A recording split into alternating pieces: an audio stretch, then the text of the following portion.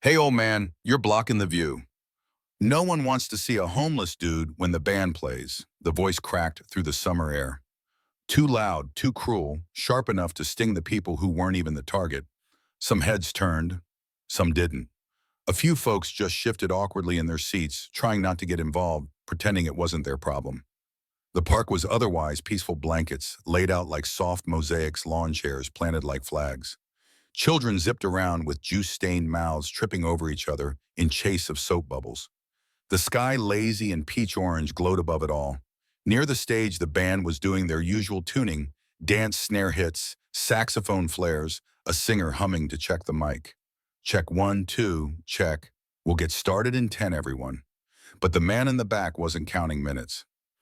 He was seated on a splintered bench beneath a gnarled old oak tree, far enough to be forgotten, close enough to be noticed. And he had been noticed by the wrong people.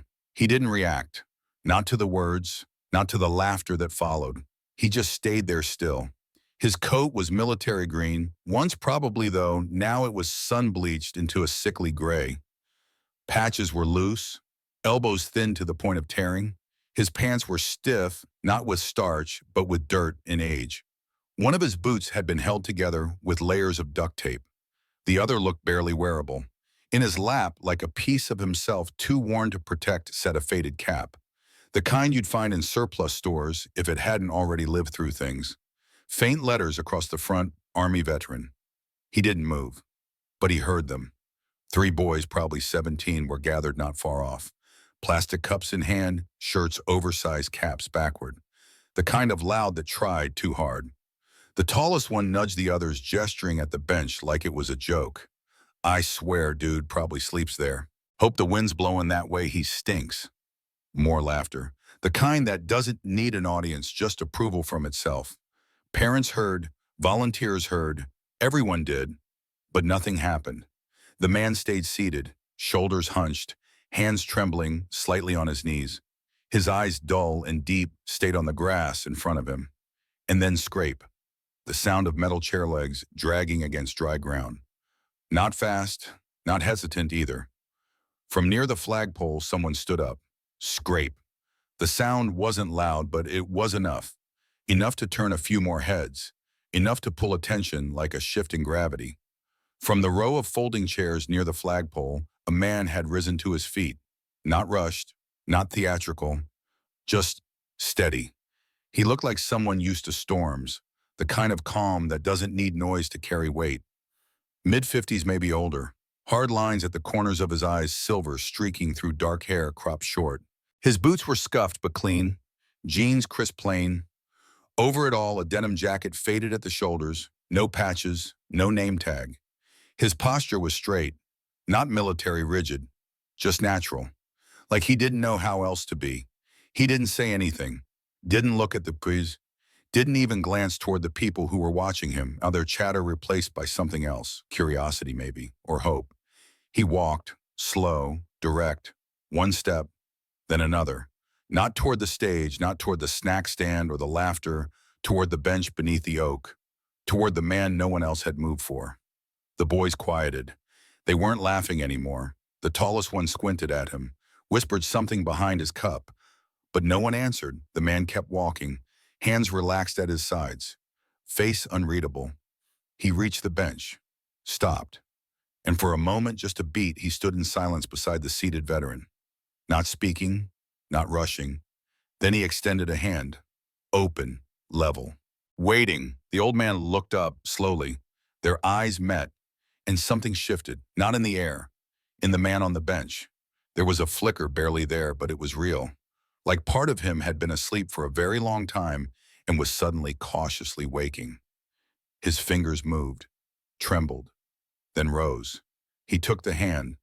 The man helped him up carefully, firmly. No performance, no ceremony, just presence. The two of them stood side by side beneath the tree, one hand still holding the other. Across the lawn, people watched without blinking. The tallest boy broke the silence. What is this Grandpa Reunion Club? Still no words from the man in denim. He turned slowly, his gaze settling on the boys. No scowl, no smirk, no raised voice. Just a look. One that didn't ask questions. one that didn't need backup, one that said, "I've seen more than you could ever imagine." Then he reached into his jacket pocket, pulled out a worn leather wallet, flipped it open, not wide, just enough. Inside, glinting softly against the lining, was a military ID, old, faded at the corners, but clear where it counted: Master Gunnery Sergeant, United States Marine Corps Return. He held it just long enough, then closed it and looked back at them, one by one. The boys didn't move, but they didn't smirk either. The wind picked up slightly rustling streamers near the stage. Someone in the crowd let out a slow exhale. No one clapped. No one needed to. Silence held the park like a held breath. The boys weren't laughing now. The tallest, still gripping his cup, now almost empty, shifted his weight from one foot to the other. His mouth moved, searching for some kind of comeback, but nothing came out. The other two looked down at their shoes. One fumbled with his phone. The music in his earbuds had stopped, or maybe he just couldn't hear it anymore. No one told them to stop. No one needed to. The sergeant had already turned back to the old man, whose hand still rested faintly in his. He hadn't said a word since he stood up. He didn't have to. The veteran's posture had changed just slightly. Not tall, not proud, but no longer collapsed. Present, visible. Around them, the quiet spread like ink and water. A few yards away, a woman at a food booth dropped her napkin tongs. She didn't pick them up right away, just watched. A man near the drink station slowly removed his baseball cap and held it to his chest. Not in salute, just in stillness. A teenage girl in a volunteer vest looked over, unsure at first, then quietly folded her hands behind her back, eyes lowered not in shame, but in something else. Reverence, maybe, or realization. The boys still lingered, like they weren't sure if they were supposed to leave or apologize or just pretend it didn't happen. The sergeant turned his head, not fast, just deliberate, and looked at them again. No fire in his eyes. But wait, the kind of weight that only came from seeing more than most could carry. The tall boy muttered, "We didn't mean nothing. It was just a joke." The sergeant raised an eyebrow, not sarcastically, just enough. A silence passed between them, short but dense. Then the boy turned. Didn't run, didn't stomp. He just walked slowly, awkwardly, toward the far edge of the field. The others followed. They didn't speak to each other, didn't even look up. They disappeared between lawn chairs and food stands like shadows in fading light. No one clapped. No one said good. That wasn't the point. The point was that they left smaller than they came, and something else stayed behind in their place. Something older, heavier, more real. Back at the bench, the sergeant guided the old man down, gently easing him back into his seat, like setting something fragile back into its case. The cap had slipped from the veteran's lap during the movement. The sergeant bent down, picked it up, carefully brushed off a few dry leaves, and placed it back with both hands. Not like returning an object, like honoring a relic. The veteran's eyes followed his hands. His lips pressed together, jaw trembling. His hands gripped the sides of the bench. Still not a word. And yet everything had changed. From the stage, someone tested a mic again. A soft rumble of bass strings buzzed under the wind. But no one really noticed the music yet, because for the first time all evening, everyone was looking the same direction, not at the band, not at their phones, but at a bench under an old oak tree, and two men who hadn't said anything, but had just said everything. They sat side by side. No one asked them to. No one directed a spotlight or brought them water or said anything ceremonial. They just sat. The old man leaned slightly forward, both hands on his knees now, his fingers twitching from nerves or age or something deeper, something rooted in the things he never said. Beside him, the sergeant rested with his arms folded loosely, one boot crossed gently over the other. Not stiff, not trying to be comforting, just there. For a while, neither of them moved. The wind shifted gently through the oak branches above scattering leaves that spiraled down like they didn't want to land. The veteran's cap still lay in his lap. His fingertips brushed over the faded stitching again and again, as if tracing the memory of it into his skin. Then the sergeant reached into his pocket once more. No rush. He pulled out something small, no bigger than a business card. Edges curled slightly, ink softened with time. Nothing glossy or new. He held it out. The veteran looked over, not suspicious, just cautious. Then slowly he accepted the card. He turned it in his hands. Examined the front. A logo, small, quiet. Just a name. A center for veterans. And beneath it a simple line, when you need someone who remembers. But it was the back that made him pause. Written in black ink, faded at the edges, barely legible. You were never forgotten. His hands shook. Just a little. But he didn't let go. He folded the card carefully with both hands like it was something sacred and tucked it into the inside pocket of his coat. Then he looked over at the man beside him. Didn't smile, didn't cry, just looked. And in that glance, shared in silence, framed by rustling leaves and music that hadn't quite started, there was more honesty than words could hold. A thank you, a recognition, not of the gesture, but of being seen. The sergeant gave a single nod. The kind soldiers exchanged after battle or friends who had fought the same wars, even if on different days. They didn't speak after that. They didn't need to. They just sat. As the band up front cleared their throats and plucked the first few quiet notes. As children returned to their bubble wands. As volunteers resumed wiping down lemonade tables. As the park began breathing again. But near the oak time still moved slower. Two men seated not in grandeur, not in spotlight, but in a kind of shared stillness. Only those who've carried too much can truly recognize. And the bench held the weight of two lives carried not by sound but by memory. The old man sat very still now. The card rested in his coat pocket, but his fingers hovered near it as if afraid it might vanish. His gaze drifted not across the park but inward. Somewhere behind his eyes something moved. Not fast, not loud, but deep. He didn't see the crowd anymore. He saw smoke, and boots in mud, and voices shouting names that no longer had owners. He saw a helmet lying sideways in the dirt, and a letter he never sent, and a friend laughing just a day before everything changed who never got to grow old. He blinked. Once, twice. Not tears, not quite. Just a blink weighted by memory. A child ran past the bench with a streamer in hand, laughter echoing. The sound brushed against him like a gust of wind and brought him back. Back to now, to the bench, to the band beginning to play their first soft notes in the distance, to the sergeant beside him breathing present real. He let out a slow breath through his nose. Not sadness, not relief, something in between. His hand barely steady moved to his lap and gently flattened the fabric of his coat over the card, pressing it down like sealing a page he didn't want to lose. He didn't say anything, but his posture changed again just slightly. A man no longer folded in on himself. Just a man, still here. It started small. A boy no more than 10 walked by with a juice box in hand.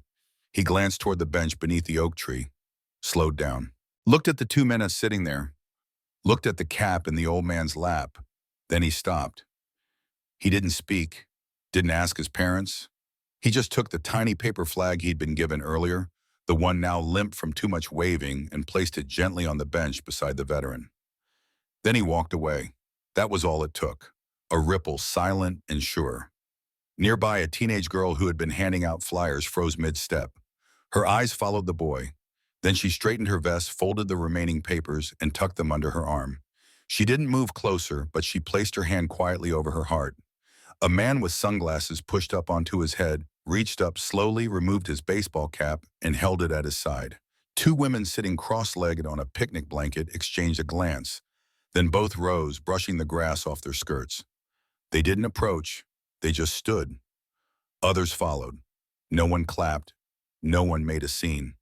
But something shifted. Chairs stopped creaking. Food wrappers stopped crinkling. Conversations faded.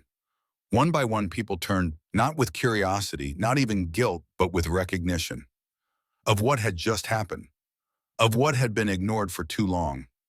Of what still mattered. A man near the lemonade table stepped forward. He didn't say anything.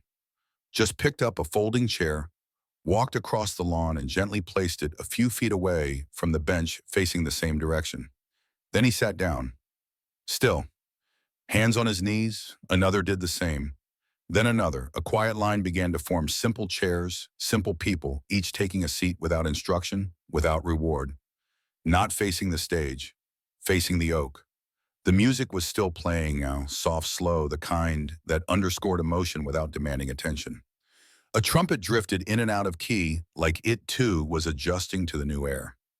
By the time the song reached its second chorus, nearly half the crowd had turned, not to stare, but to witness. No one said the word, but everyone knew it respect. Not the kind you shout about, the kind you show up for. The old man didn't notice the chairs at first. He was staring at the paper flag, the one the little boy had left on the bench.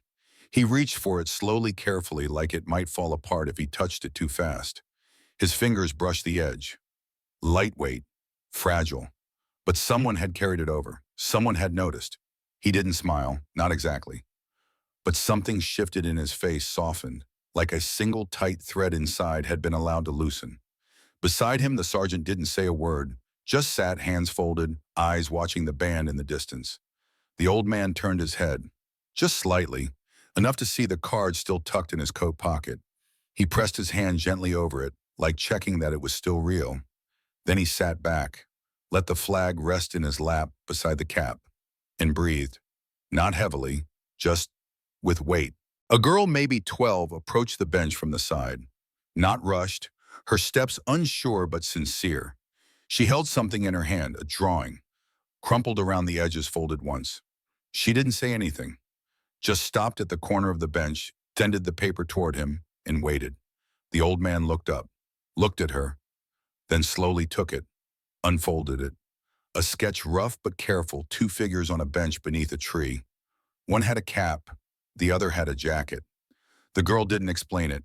She just gave a tiny nod, then stepped back and disappeared into the crowd. The old man held the paper in both hands, and for the first time that evening, he smiled. Just a little, but real. From the stage, the singer stepped up to the mic. No announcement, no opening line, just a small nod to the drummer, a soft roll on the snare, then a few slow notes from the trumpet, mellow, heavy with breath, and the music began. Low, warm, something old, something honest. It didn't fill the park all at once. It drifted in like steam over cold ground, curling through the chairs, over the blankets around the trees. And the people listened, not just with their ears. They listened with their posture, their silence, their stillness. Near the oak, the old man and the sergeant remained seated, the sketch still in his hands, the flag in his lap, the card pressed gently to his chest under layers of old cloth and older scars. They didn't speak, didn't look at each other, but they didn't need to. Sometimes presence is the greatest language. A little boy on his father's shoulders raised his hand and waved, not to the stage but toward the bench. The old man saw, and this time he lifted his hand too, just for a moment, palm open, shaking, but raised. The father nodded, like he understood something without needing it explained, and slowly the park returned to motion. Not rushed, not like before, just softer, kinder. The kind of stillness that doesn't demand to be kept but lingers anyway. The camera pulls back. The music rises slightly, not loud, just clearer. A wide shot of the Park families, musicians, strangers, folding chairs, summer sky. And one bench beneath an oak tree. Two men sitting. No medals, no words, just honor.